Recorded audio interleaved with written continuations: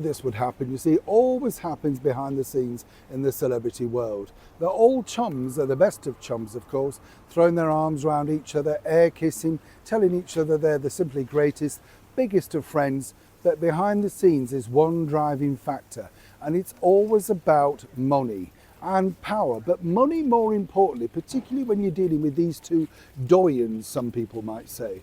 As ever, let me explain. Morning, good to see you. Thank you so much as ever for taking the time out. Nice to have your company on a windy now part of the day here in London. All the trees are really blowing off today, and it's really sad actually. They're all looking incredibly bare. There's that moment, isn't there, when suddenly, I don't know what nature does, but they say, I tell you what, it's time for all this to come down. It's a bit like when you're doing your spring cleaning, isn't it? Yeah, well, you know what I mean. You have to take your blinds down, rinse your nets. Of course you do, yes. Oh, and the sink soaking them for ages. Then you have to be careful not to walk past the window because the neighbours will spot you. Yeah, well, we've all been there, haven't we? You've got to get your face on. Yes, you can't have somebody sat in their vest in the front room, can you? We've all been there. That's real life, isn't it? Not celebrity life. And this is the problem, of course, as I say, for celebrity life with Meghan. Now, let me explain. You see, here's where it gets really interesting because, as you know, the first time that Meghan and Oprah Winfrey sat down, it was a mega busting thing. You know, advertising rates were through the roof. They were charging at ITV over here in the United Kingdom £250,000 per slot in the ad break. So you can understand why they pushed ahead with it, even though, of course, it was very disrespectful and to the very ill Duke of Edinburgh, His Royal Highness Prince Philip. They pushed ahead. They didn't care. They wanted money. Meghan and Harry got a substantial amount out of Harpo Productions and CBS, but not enough. Oh, no, not enough. Now, here's where it gets really interesting because this is the sticking point, and as ever, we have to say allegedly, between Oprah and Meghan, just Meghan, talking and having an updated chat.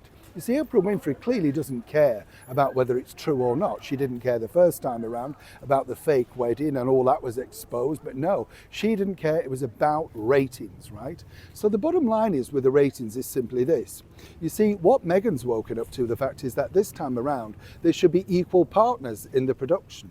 They should get a cut down the middle for the money, which could be big bucks. It still will be if Meghan's prepared to be as disrespectful as she normally is. You know, on the lines of the fake curtsy, that sort of stuff, you understand.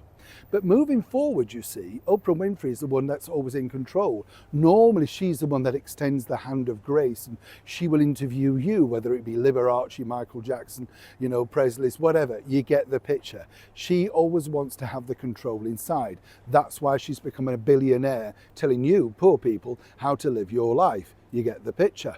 Now, moving forward, this has become a stumbling block, a sticking point in their relationship because while they're all smiles and pretending to endorse each other and wonderful gifts and all that sort of stuff, they're basically circling each other like vultures to see which one will give in first because it's about the centre point of money. Meghan knows that if she sits down and talks about, say, an extended version of her suicidal thoughts, which she had, what she mentioned on the CBS interview, that would generate quite a bit of income. Of course, Oprah Winfrey thinks she should sit down with her simply because she's an icon of American television.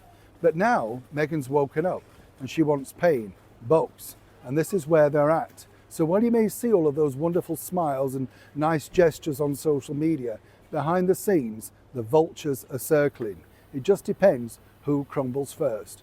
Who's your money on? Neil Sean in the very heart of London.